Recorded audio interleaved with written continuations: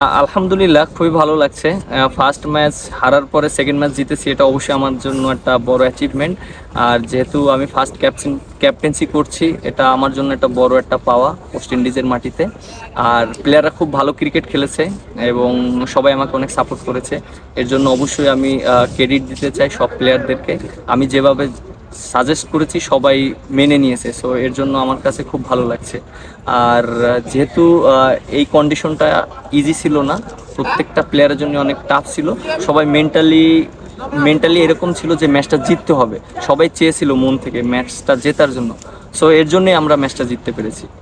শুধু গরম কি দুঃসহ, শীত যেন কিছু নয়। আচ্ছা, হিম হিম ঠান্ডায় কাপি বসে ঠক ঠক ঘর ঘরে শুকনো চিরচির ফাটে তো কিউট কোল্ড ক্রিম মেখেই দেখো। হিম হিম ঠান্ডা এমন দিনে যাই কিউট কোল্ড ক্রিম। রাখে রাখে রাখে না নরম কোমল ত্বক এমন দিনে।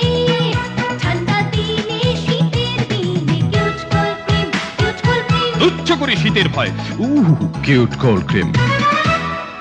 যখন আমরা সেকেন্ড ইনিংসে ব্যাটিংয়ে গিয়েছিলাম, তখন আমরা নিজেদের ভিতর কথা বলতেছিলাম। স্পেশালিস্ট আমি প্লেয়ারদের একটা কথা বলছিলাম যে এই উইকেটে পজিটিভ ছাড়া খেললে অনেক ডিফিকাল্ট। এবং যেহেতু আমরা লিড পাইছি 18 রানের, আমাদের এখানে রান করাটা খুব ইম্পর্টেন্ট। এবং আমরা জানি যে এই উইকেটে যদি আমরা 250+ একটা রান করতে পারি, আমাদের জন্য ম্যাচটা জেতা ইজি হবে।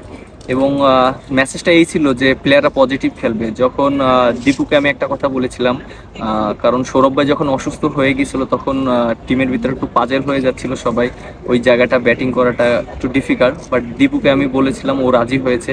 এবং ওকে আমি একটা কথা বলেছিলাম যে এই উইকেটে তুমি পজিটিভ খেলো, এবং এখানে যদি মনে হয় তোমার প্রথম বলে মারার বল পাও, তুমি প্রথম বলে হিট করো, তোমাকে কেউ কোনো কিছু বলবে না, আমি সেই গার্ডস তোমাকে দিয়ে দিলাম।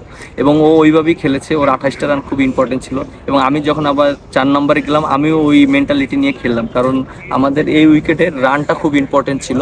এবং প্লেয়ারদের মেসেজটাই এই ছিল যে একটা রান খুব ইম্পর্টেন্ট, এবং প্রত্যেকটা প্লেয়ার যেন রানের জন্য ক্রিকেট খেলে। যে এর মানে না যে টেস্ট ক্রিকেট ঠেকাবো বা বল কি হয় না হয়। সো আমরা এইভাবে প্ল্যানে খেলেছি। আলহামদুলিল্লাহ, আসলে এটা অনেক বড় অ্যাচিভমেন্ট। আমরা টেস্ট সিরিজ ড্র করলাম বিকজ ওদের কন্ডিশনে অনেক বড় বড় টিমেও অনেক স্ট্রাগল করে, এবং আল্লাহর রহমতে আমরা একটু টাফ টাইম পার করতেছিলাম।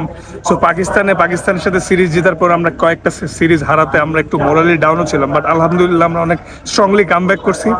এবং দুইটা ম্যাচে আমি আমার সেরাটা দিয়ে চেষ্টা করছি, এবং আলহামদুলিল্লাহ আল্লাহ তাআলা আমাকে রিওয়ার্ড দিয়েছে ম্যান অফ দ্য সিরিজ হিসাবে। বাট ইনশাল্লাহ মেনি মোর টু কাম। আমি আমার শোল্ডার নিয়ে টেস্ট ক্রিকেটে আসার জন্য অনেক ট্রাই করতেছিলাম, এখন আল্লাহর মধ্যে আগের চেয়ে বেটার। আশা করছি আল্লাহ চাইলে এমন অনেক বড় অ্যাচিভমেন্ট হবে সামনে।